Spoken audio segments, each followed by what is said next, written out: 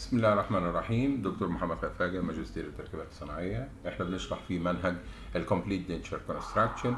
وصلنا الى ان احنا رصينا الاسنان، ومفروض واحنا بنرص الاسنان بعد ما رصيناها حسب القواعد وعملنا لها بالانس، مفروض بندي شكل خارجي للدنشر من بره، بحيث ان يبقى له سمك يملالي الشفة والخد، وفي نفس الوقت يساعد الشفة والخد ان يبقى ليها كونكافيتيز في مناطق، وفي مناطق تكون ستريت عشان اللسان يقدر الشكل الخارجي ليها الاوتلاين بتاع الدنشر يكون ناحية اللسان مستقيم عشان اللسان يعرف يتحرك فيه بسهولة، ومن الشكل الأمامي يبقى السنان ظاهرة وشكلها كويس، اللي هو تدي شكل بليزنت، شكل مريح.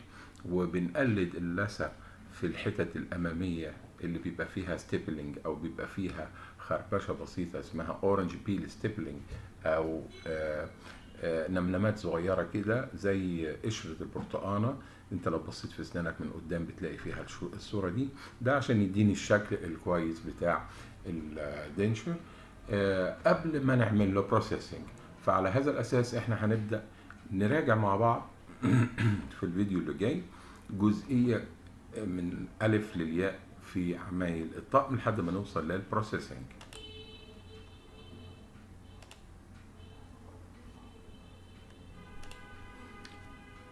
اول خطوه زي ما قلنا برايمري امبريشن، بناخد مقاس اولي بستوك تراي للمريض ونصب منه برايمري كاست او ستادي كاست عشان ندرس الحاله عليه.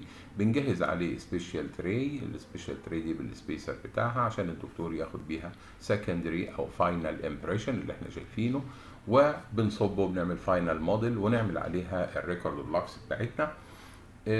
والريكورد بلوكس الدكتور بيعمل لي ريجستريشن عليها في العياده، وانا بيرجعها لي بعد كل ريجستريشن عليها عشان نعمل لها ماونتنج على الارتكليتور. واتكلمنا على انواع الارتكليتورز، ده هنا هو سيمي ادجستبل ارتكليتور، بحيث اقدر بعد كده ارص السنان عليها.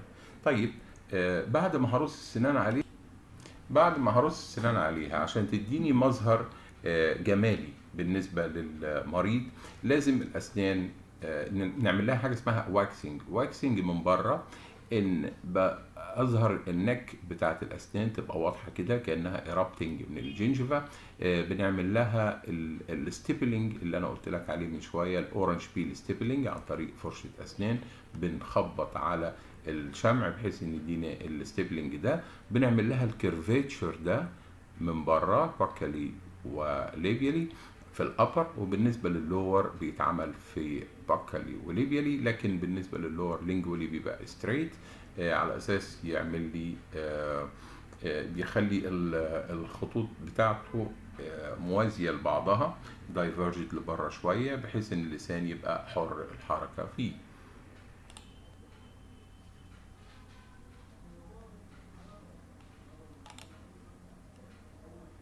Processing. The most desirable procedure is to carve the trial denture as exactly as possible to the final shape and bulk in wax so that only minimal finishing and polishing are required. Minimal palatal thickness should be 2.5 millimeters, 2 layers of base plate wax warmed and adapted to the cast. Stippling the facial surface of the denture to simulate natural gums can be easily accomplished by the application of a stiff brush. Maxillary denture. The labial surface is determined by the aesthetic requirements of the case. The buccal surface should look outwards and downwards. The palatal surface will look inwards and downwards. Mandibular denture. The labial surface is relatively straight. The lingual anterior surface is relatively straight. The buccal surface in the premolar region must be thin to avoid the modiolus lifting the denture. Modiolus is the point of connection of the facial muscles to the orbicularis oris muscle. The buccal surface in the molar region looks outwards and upwards. The lingual surface looks inwards and upwards. بالمنظر دوت اللي احنا طبقنا الواكسنج، طرق الواكسنج والمستويات وانحرافات الواكسنج على الدنشر بيز قبل ما نصنعها. ده بيسهل عليا جدا التفنيش بتاع الطقم اللي انا عامل له فينيشنج في الاخر، بحيث ان هو واخد الشكل التكتشرز اللي انا عملتها عليه. كل ده بيساعدني في الفينيشنج، بحيث لو عملت فلاسكينج مظبوط بيبقى الطقم بيخرج من الفلاسك مش محتاج شغل كتير. طيب ايه خطوات الفلاسكينج بتاعتنا؟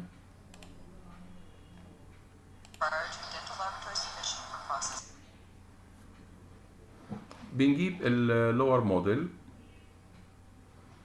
وندهن الفلاسك اللي هي مكونة من 3 أجزاء، اللي هي الكاب والرينج والكفر، وندهنهم من جوه فازلين عشان ما يمسكش فيها الستون أو الجبس اللي أنا بصبه. وبندهن البيز بتاعت الدنشر كذلك بفازلين بعد ما انا ثبت الدنشر الواكس الدنشر على البيز. بنحطه ميكس اوف بلاستر ونضع فيه ده في الجزء السفلي من الفلاسك اللي هي الكاب، ونشيل الاكسسز ونتاكد انها ثموث وانها مايله لبره. بنحط عليها سيبريتنج ميديم لاننا هنحط عليها لير من الجبس تانية، وانا هبقى محتاج بعد كده ان انا افتح الفلاسك، فعشان افتحها لازم يبقى فيه سيبريتنج ميديم. بدهن الاجزاء الضعيفه او اللي فيها اندر كاتس وفيها تفاصيل كتير واخاف انها تضيع مني، اللي هي حوالين السنان، بمعجون من الستون اللي انا كنت عامله، وبركب الرينج اللي هو الجزء الثاني من الفلاسك، وابدا اصب الجزء الثاني من الستون في الرينج، وبعمل له فايبريشن على فايبريتور او على البنش، بحيث ان انا املى الرينج ديت بالستون اللي انا عامله. بحط زي سيبريتنج ميديم او ورقة فاصلة عشان بعد كده اقفل الرينج عليها. الكفر ده للكفر بتاع الفلاسك،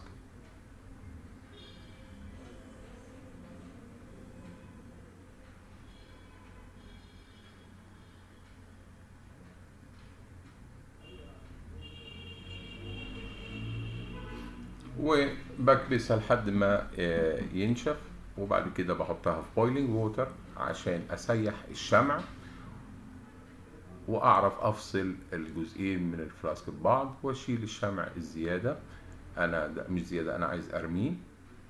وبعد كده بغسلها كويس جدا عشان مش عايز بواقي شمع لا تبقى على الموديل ولا تبقى موجوده على الاسنان. طبعا ده هو الديترجنت، مادة بتذيب إذا كان في شحوم أو شمع أو شيء. ديترجنت زي الصابون.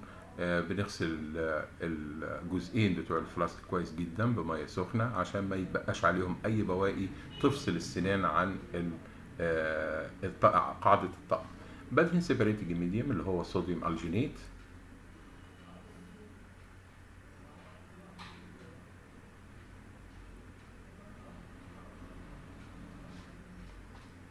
وبكون عاجن الهيت كيور اكريليك ريزن بتاعي لما يكون وصل للدو ستيج. احنا قلنا ان الاول بنحطه من الليكويد وبعد كده فوق منه الباودر، وفي الاول بيبقى سترينج ساندي ستيج وبعد كده سترينج ستيج. لما يوصل للدو ستيج اللي هي المرحله اللي فيها الهيت كيور اكريليك ريزن بيبقى في شكل دو او شكل عجينه، بعمل له ادابتيشن كويس، وبعد كده بحط سيلولايد بيبر وبقفل، لان انا عايز الاكسسز تتشال.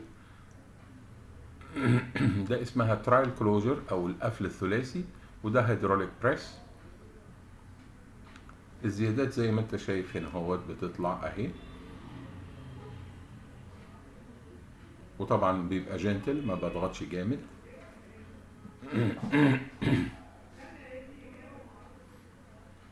بفك عشان اشيل الزيادات. انا بعمل الموضوع ده 3 مرات. بشيل الاكسسز، بقطعها بشارب اوبجكت، مرة واتنين، والتالتة بشيل السيلوفان بيبر اللي موجودة دي المرة التانية. عشان كده انا حاطط سيلوفان بيبر عشان انا عايز افتح الفلاسك. عشان كده هما التلات مرات اللي هي اسمها ترايل كلوجر او القفل الثلاثي. بيتبقى زيادات بسيطة من ال excesses of heat cure acrylic resin.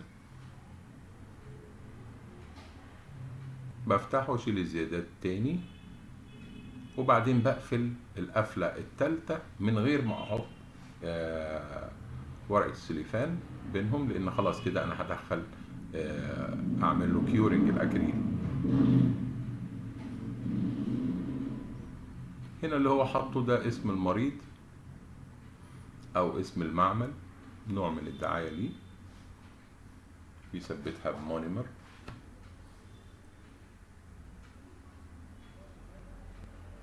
وما نحطش سيلوفان بيبر، وبعد كده نقوم قافلينه القفله النهائيه عشان ندخله يتعمل له كيورنج.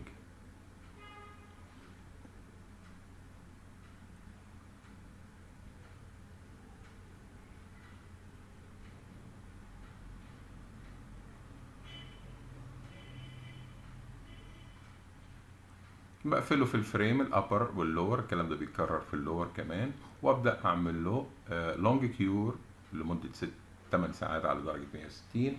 لونج كيور سايكل، لونج كيورنج سايكل في الجهاز دوت اللي هو بيبدا يبرد بالراحه، وبعد كده يسخن ويثبت على الدرجه لمده 8 ساعات، وبعد كده يبرد.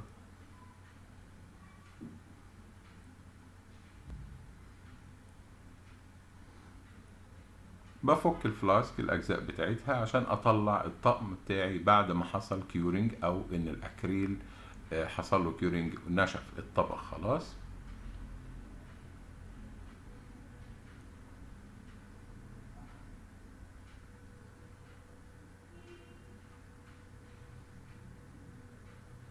دي فايدة الأجزاء، إن إحنا بنحط سيبريت الميديوم وأوراق على أساس نعرف نفك بسهولة ونحافظ على الموديل ونحافظ على الطقم بتاعنا ما يتكسرش أثناء فكه من الفلاسك.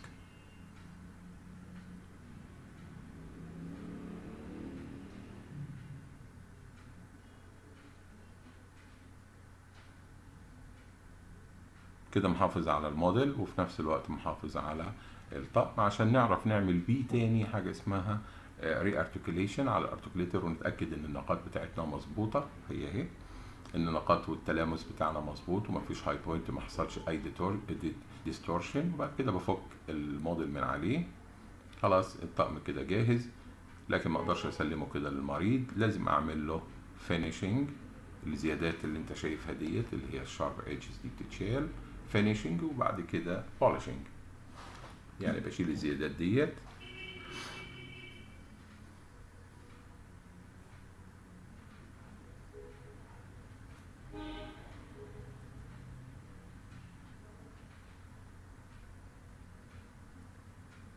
طبعا طريقة الفلاسكينج دي اسمها compression molding technique. في طرق تانية زي الانجكشن تكنيكس، بس احنا بنتكلم على الطرق الاكثر استعمالا واسهل.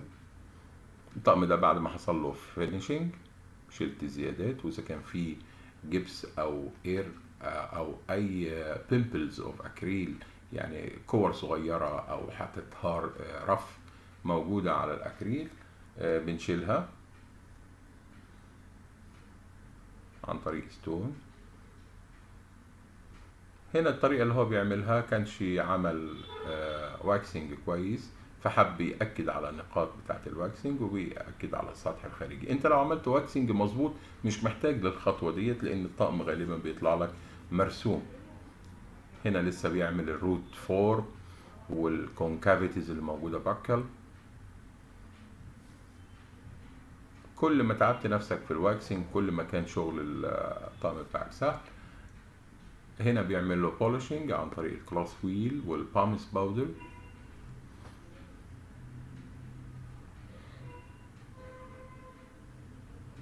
بتراعي تمسك الطقم كويس عشان ما يقعش منك ويتكسر. تحط عليها بولش ويمشيها تاني على الكلاس ويل عشان يديله لاسترس ابيرانس او لمعة. ما بنعملش الكلام ده في الفيتنج سيرفيس، احنا بنعمله على البوليشد سيرفيس لو تفتكر.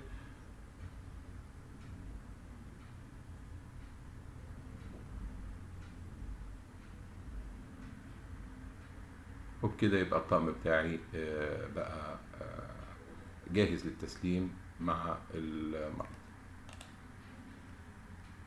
Investing the denture flasking is the process of investing the cast and trial denture in a flask to make two-sectional mold. Compression molding technique.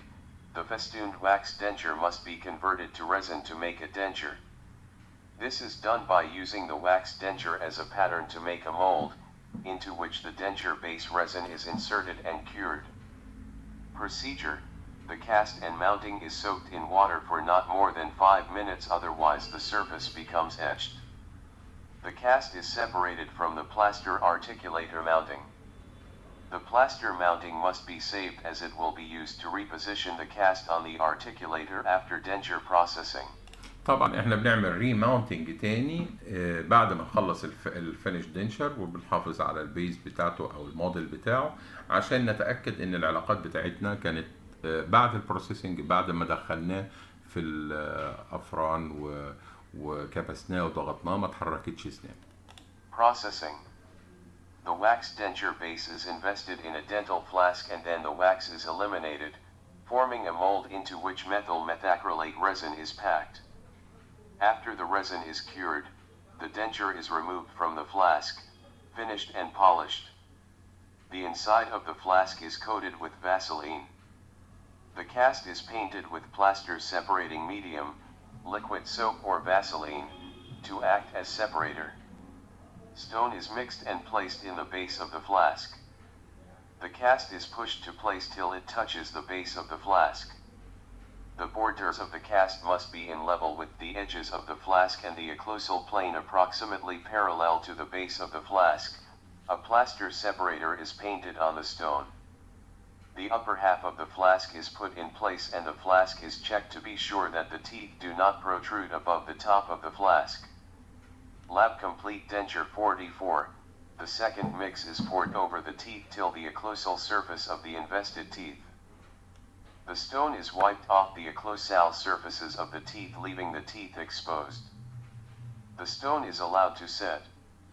A separating medium is painted and the third mix is placed in the flask. This is referred to as capping. The lid placed on the flask and tapped firmly to place. Boil out, wax elimination. After the flasking and complete setting of the stone, the flask is placed into boiling water for 5 minutes. This will soften the wax denture base, which can then be easily removed from the mold when the flask is opened.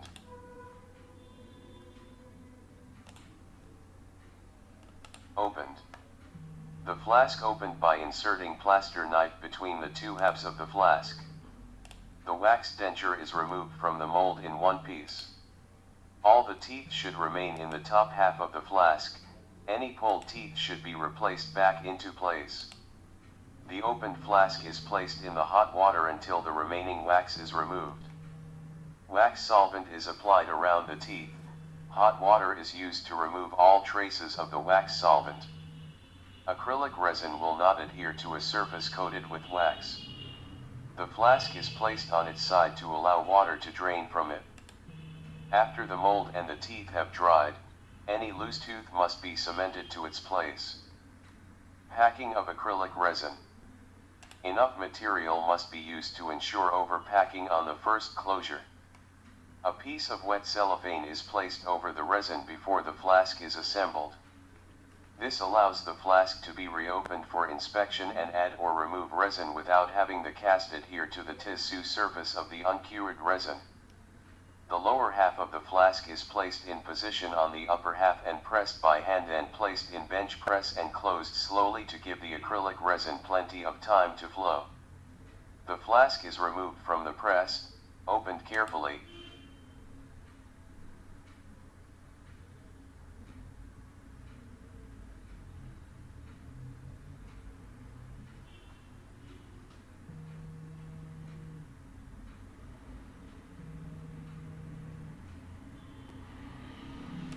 Carefully, the excess acrylic resin is trimmed with a shape carver or scalpel.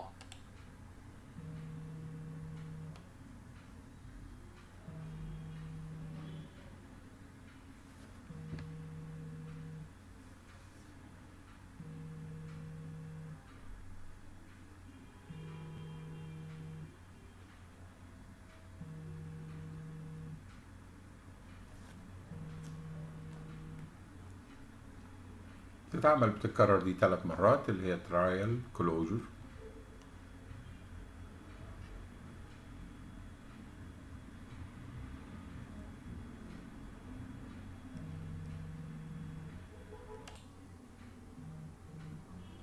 Scalpel. The upper and lower halves of the flask are assembled and the 2 flasks are placed in the processing press. Each flasks should be allowed to stand for 30 to 60 minutes before curing.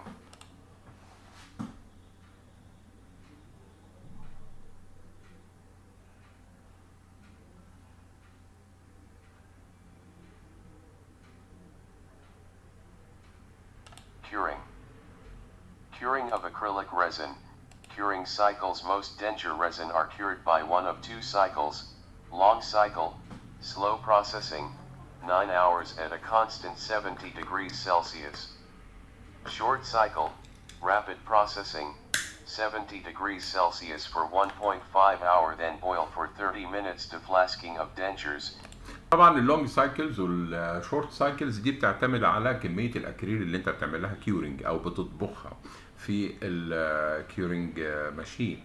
اللونج سايكل دي بتبقى في الثيك سيكنسز، يعني لو انا عندي دينشر كامل لازم ياخد له اللونج سايكل اوف كيورنج، بتاخد وقت اطول من لو كان عندي سنه واحده مفقوده في بارشل دينشر وفيها شويه اكريل صغيرين، دي بتاخد اللي هي الشورت سايكل. عشان تبقى فاهم الفرق بين اللونج سايكل والشورت سايكل، عشان الكميه بتاعت كميه الاكريل اللي بيحصل لها كيورنج. Dentures.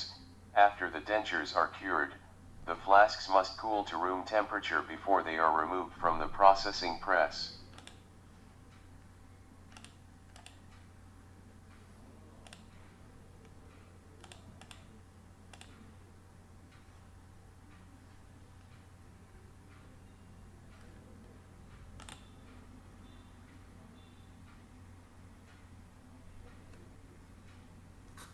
Press.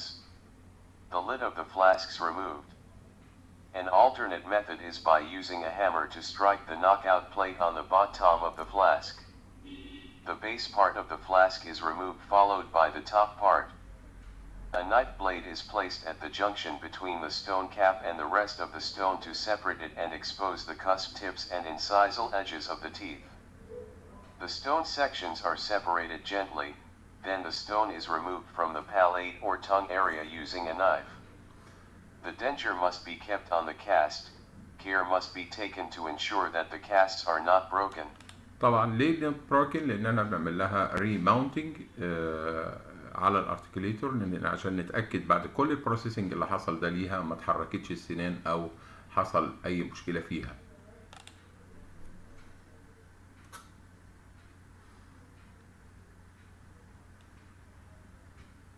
Broken. A toothbrush is used to clean the index grooves on the base of the cast to facilitate accurate repositioning of the casts on the mounting plaster for the correction of any processing errors. Finishing complete denture. The finishing of denture consists of perfecting the final form of the denture by removing 1. Any flash of acrylic resin at the denture border. 2. Any flash and stone remaining around the teeth. 3. Any nodule of acrylic resin on the surface of the denture base. Polishing complete denture. Polishing of denture consists of making a denture smooth and glossy without changing its contour. The polishing of dentures consists of making the denture surface, which is in contact with lips, cheek and tongue, polished surfaces, smooth and glossy to avoid abrasion of the delicate mucous membrane in these areas. وبكده نكون خلصنا منهج ال Complete Denture Processing وال Processing of Denture، وأتمنى لكم التوفيق والنجاح إن شاء الله. شكرا. دكتور محمد ختفي.